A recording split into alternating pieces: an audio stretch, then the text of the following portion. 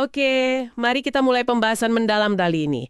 Ada berita cukup besar nih. Gedung Putih baru aja memerintahkan pembatalan semua sisa kontrak federal dengan Harvard. Betul. Nilainya lumayan ya, sekitar 100 juta dolar. Ya, 100 juta. Dan ini penting buat Anda ingat, ini bukan langkah pertama loh. Ah ya, ada cerita sebelumnya ya? Banget. Sebelumnya itu sudah ada pemotongan dana federal yang, gede banget, 2,65 miliar. Wow. Malah, Gedung Putih juga lagi meninjau sekitar 9 miliar dolar komitmen kontrak dan hibah lainnya buat Harvard. Jadi yang 100 juta ini, ya bagian dari pola yang lebih besar, gitu. Oke. Jadi ini semacam eskalasi ya. Nah, alasan resminya apa nih dari pemerintah? Kenapa langkahnya sekeras ini? Jadi ada surat resmi dari pejabat GSA, itu General Services Administration, namanya Josh Greenbaum. Intinya ada dua keluhan utama. Pertama, tuduhan kalau Harvard itu terus terlibat dalam diskriminasi ras pas penerimaan mahasiswa. Ini nyambungnya ke keputusan Mahkamah Agung. Isu affirmative action ya? Betul.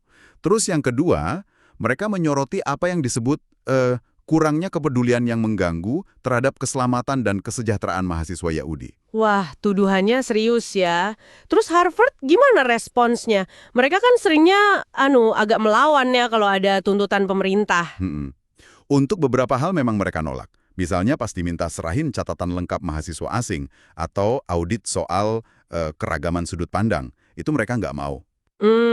Tapi untuk isu yang lebih lebih krusial ini soal affirmative action, Harvard bilangnya mereka patuh kok sama putusan Mahkamah Agung. Oh gitu. Terus soal antisemitisme, mereka juga klaim udah ambil langkah-langkah internal buat ngatasin itu.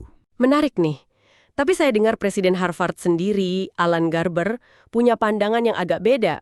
Atau mungkin lebih kompleks soal motivasi di balik ini semua. Ya, itu menarik. Jadi, dalam wawancara di NPR, ini sebelum pengumuman 100 juta dolar yang terbaru ya, Oke. Presiden Garber itu mengakui kayaknya ada nuansa pertempuran budaya atau culture war gitu. Pertempuran budaya. Dia bilang, kira-kira ya, dia nggak sepenuhnya yakin motivasi pemerintah apa, tapi dia sadar ada pihak-pihak yang emang nggak suka sama apa yang terjadi di kampus, atau mungkin nggak suka sama apa yang diwakili oleh Harvard sebagai institusi. Jadi ada nuansa ideologis yang lebih dalam ya mungkin. Bukan cuma soal kebijakan atau uang. Bisa jadi begitu. Mengarah ke sana sepertinya. Dan tekanan ini kan nggak cuma soal potong dana aja ya. Ada langkah-langkah lain juga kan? Betul banget. Rangkaiannya panjang. Misalnya, Departemen Pendidikan AS udah kasih peringatan ke banyak kampus, termasuk Harvard, soal perlindungan mahasiswa Yahudi. Terus? Sama soal penggunaan ras dalam penerimaan mahasiswa itu tadi. Terus ada juga pembekuan hibah dan kontrak senilai 2,2 miliar dolar. Yang itu gede banget. Iya. Terus disusul lagi 450 juta dolar. Nah, yang ini sampai digugat balik loh sama Harvard. Wah, sampai gugat-menggugat ya. Saya juga ingat ada upaya buat nyabut kemampuan Harvard daftar mahasiswa asing. Itu kan drastis banget. Itu drastis sekali. Tapi langkah itu akhirnya ditahan sama hakim federal. Harvard gugat lagi, bilangnya itu kayak pembalasan gitu. Pembalasan ya. Ditambah lagi kan ada ancaman langsung dari Presiden Trump buat motong 3 miliar dolar lagi dana hibah federal sama mau nyabut status bebas pajak Harvard. Gila juga ya. Iya, jadi kalau kita lihat semua ini, polanya jelas banget. Tekanannya sistematis, meningkat terus, dari berbagai sisi. Finansial, regulasi, sampai ke operasional dasar kayak nerima mahasiswa asing. Jadi ini kayaknya lebih dari sekedar sengketa kebijakan biasa ya? Kayaknya begitu. Terasa lebih fundamental perdebatannya. Oke, jadi kalau kita rangkum sebentar nih, administrasi Trump ini secara signifikan naikin tekanan ke Harvard. Yang terbaru pembatalan kontrak 100 juta dolar. Ini nambah daftar panjang pemotongan dana sama tindakan lain.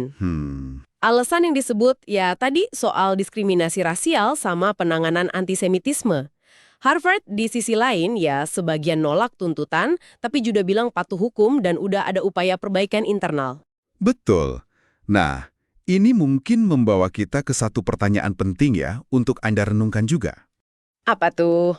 Kalau institusi pendidikan sebesar dan sepengaruh Harvard ini dapat tekanan finansial dan kebijakan sekuat ini dari pemerintah, kira-kira apa ya implikasi jangka panjangnya? Maksudnya implikasi kemana?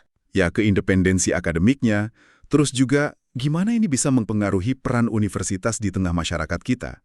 Apalagi dalam iklim politik yang, ya tahu sendirilah, terpolarisasi banget kayak sekarang ini. Pertanyaan bagus tuh buat dipikirkan.